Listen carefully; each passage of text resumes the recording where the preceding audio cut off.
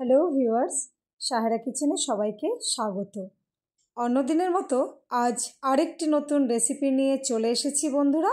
সেটা হলো চিকেন কষা। এই চিকেন কষা রুটি, নান, পরোটা যে কোনো সঙ্গে ভালোভাবে খাওয়া যায় বন্ধুরা। ভীষণ ভালো লাগে খেতে। খুব সহজভাবে বানিয়েছি। কিভাবে বানিয়েছি সেটাই আমি আজকে আপনাদের সঙ্গে শেয়ার করব বন্ধুরা।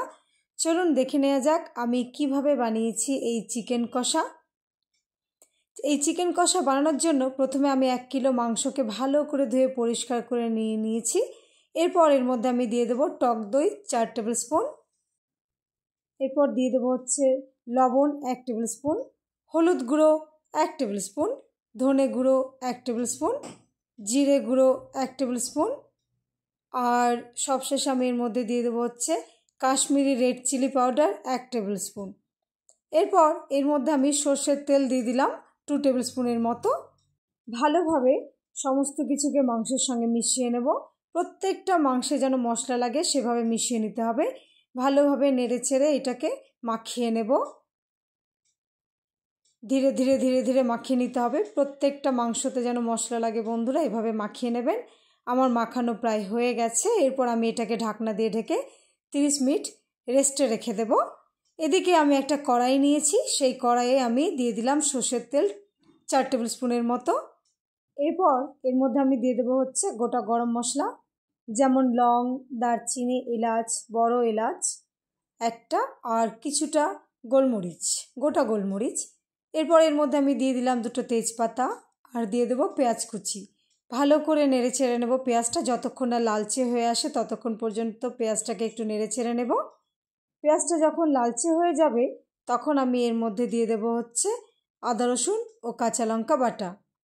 পেঁয়াজটা প্রায় লাল হয়ে এসছে। আদা রসুন ও কাঁচা লঙ্কা বাটা আমি 2 টেবিল স্পুন দিয়ে দিলাম।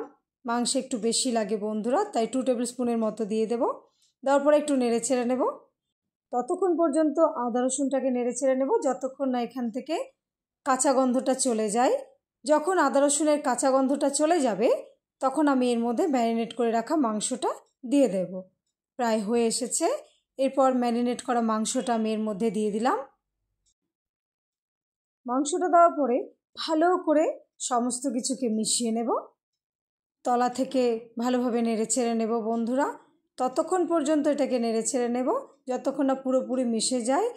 আর এটাকে ধীরে ধীরে ধীরে ধীরে আমি কষে কষে রান্না করব বন্ধুরা। এই মাংসেতে কোনো আমি জল দেব না। ধীরে ধীরে নেড়ে ছেড়ে নিয়ে বারবার নেড়ে ছেড়ে নিয়ে আমি মাংসটাকে রান্না করব।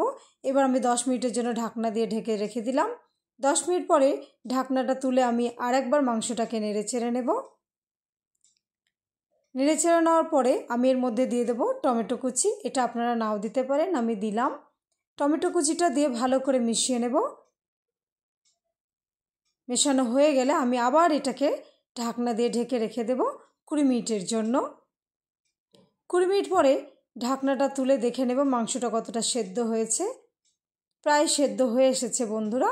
এরপর আমি এর মধ্যে দিয়ে দেব কিছুটা বাটার আর সবশেষে দিয়ে দিলাম গরম মশলার গুঁড়ো। দিয়ে ভালো করে সমস্ত কিছুকে মিশিয়ে নেব।